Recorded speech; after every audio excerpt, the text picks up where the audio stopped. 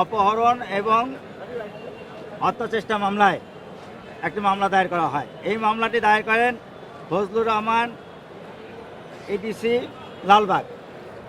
এই মামলা দায়ের করার পরে হাসান আরাফাত নামে এডিসি ডিবি দক্ষিণ অভিযোগপত্র দাখিল করেন। আমরা অর্থাৎ শফিক রেহমান সাহেব এই মামলায় জামিনে ছিলেন।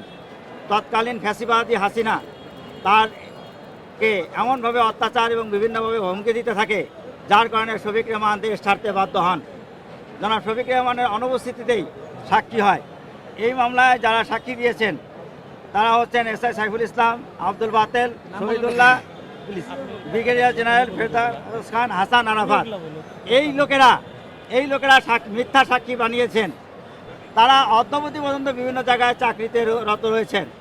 দুর্ভাগ্যজনক হলেও সত্য আমি বলবো যে এই মামলায় যখন এই মামলার ভিকটিম সচিব মহোদয় যা সাক্ষী দিতে আসেন, সেদিনকে ওই বিচারিক আদালত আসাদুজ্জামান নূর এবং তৎকালীন সিএমএম রেজাউল করিম চৌধুরী ওনার পিছনে হেঁটে আসেন। একটি বিচারিক বিভাগ কতটা নোংরা হলে, কতটা নিচে গেলে যে তার ভিকটিমের পিছনে হেঁটে আসে। সেই জন্য শফিক রেহমান ন্যায় বিচার পান নাই।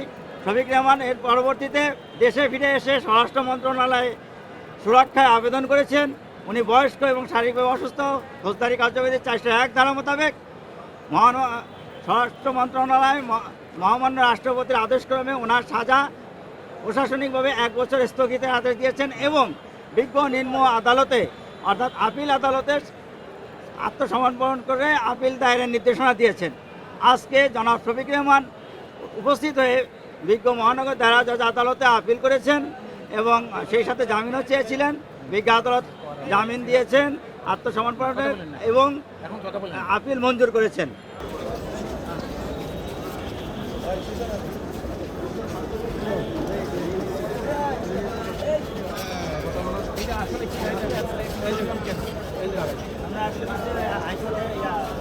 মানে আমাদের তো সেন্টেন্স কেসটা করেছে ভগবান, হ্যাঁ, কিন্তু কনভিকশন তো এখন